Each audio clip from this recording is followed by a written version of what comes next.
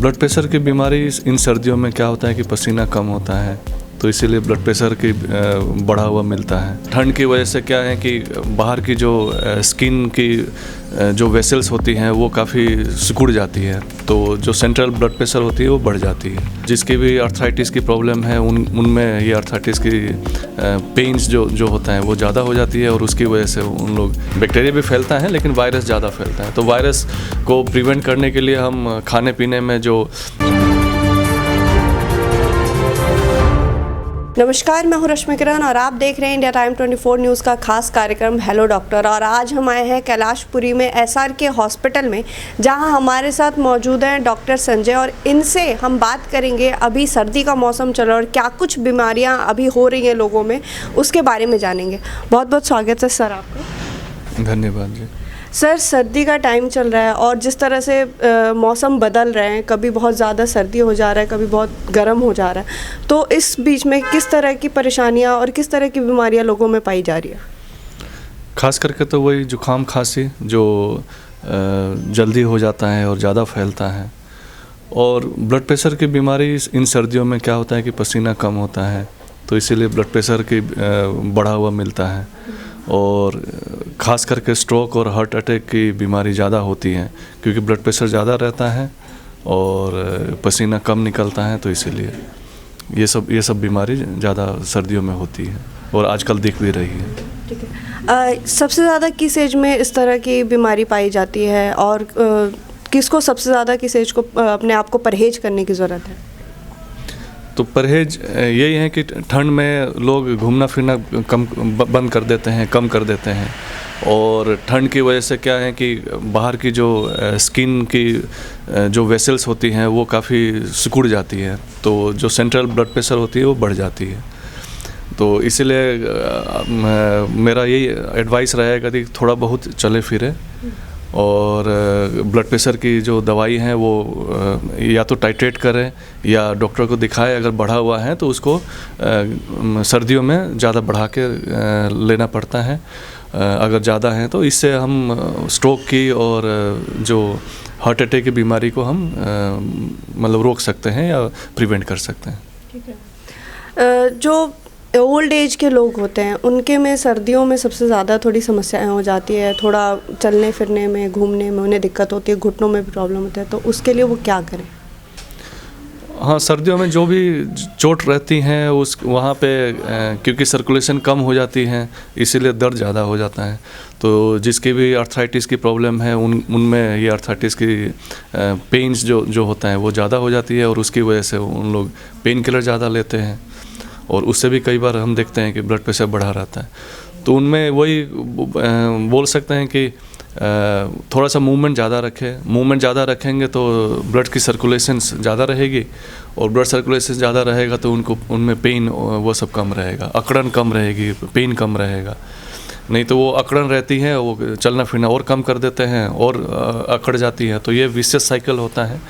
तो उसको वही है, घूमना फिरना थोड़ा सा मतलब कपड़ा पहन के घूमें लेकिन घूमना फिरना जारी रखें। अगर कोई नहीं घूम फिर पाता है, घर में अगर किसी तरह का वो मतलब कर सके एक्सरसाइज या कुछ, तो क्या करना चाहिए उन्हें? तो सिटिंग योगास होते हैं, बहुत सारे आसन्स होते हैं जो घर पे कर सकते हैं।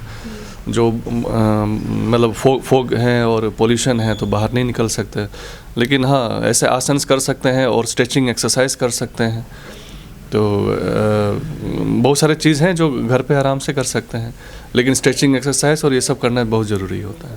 ठीक है। कोल्ड बहुत ज़्यादा सर्दी में हो जाता है लोगों को, अक्सर हाँ आए दिन होता रहता है, तो कई लोग दवाई नहीं लेते हैं, कहते हैं कि सही नहीं रहता है। आप इस पे क्या राय देंगे कि अगर दवाई लेना चाहिए तो किस तरह की लेना चाहिए, और अगर नहीं लेना चाहिए तो क्या करना चाहिए फिर उन्हें?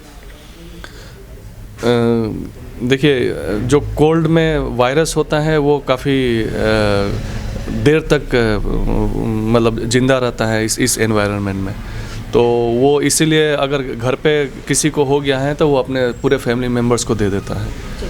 तो उससे बचने के लिए यही है कि ज़रा सा भी अगर कोल्ड हुआ तो वो बंदा मास्क पहन के घूमे, उससे अपने फैमिली मेम्बर्स को वो नहीं फैलाएगा। दूसरी चीज़ ये है कि हमेशा जो कोल्ड में वायरस ज़्यादा फैलता है, बैक्टीरिया भी फैलता है लेकिन वायरस ज़्यादा फैलता है। तो वायरस को प्रिवेंट करने के लिए हम खाने पीने में जो वायरल इम्यूनिटी बढ़ाता है, वायरल इम्यूनिटी क्या बढ़ाता है? विटामिन सी बढ़ाता है, अदरक, लहसुन, ये सब वायरल इम्यूनिटी बढ़ाती है। तो वो सब ले।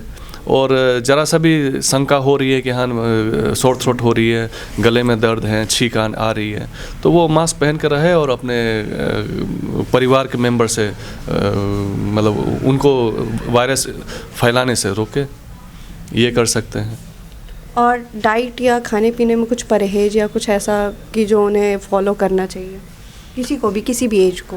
हाँ, परहेज़ तो नहीं, लेकिन हाँ एक्स्ट्रा न्यूट्रिएंट ले सकते हैं, एक्स्ट्रा विटामिन सी और ये विटामिन ई की टेबलेट्स और जैसे इम्यूनो बूस्टर्स आते हैं वो सब ले सकते हैं।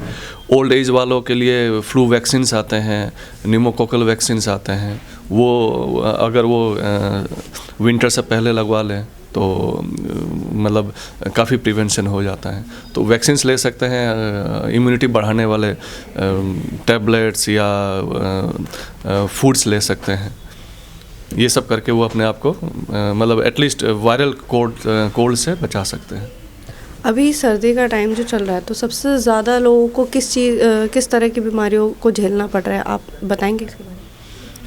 खास करके जो आस्थमेटिक हैं उनकी हालत ख़राब हो जाती है। ज़रा सा भी कोल्ड होता है, वो इतनी खांसी होती है कि घर पे नहीं मैनेज होता है, कितने बार एडमिट होना पड़ता है, मशीन पर डालना पड़ता है।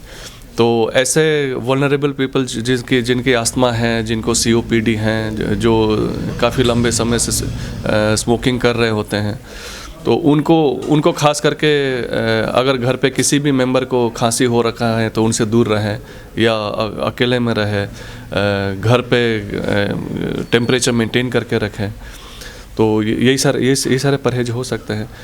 आस्थमेटिक वालों के लिए बहुत सारे मेडिसिन्स होते हैं जो विंटर्स में हम शुरू करते हैं ताकि ऐसे कंडीशंस ना हो कि एडमिशन की ज़रूरत पड़े।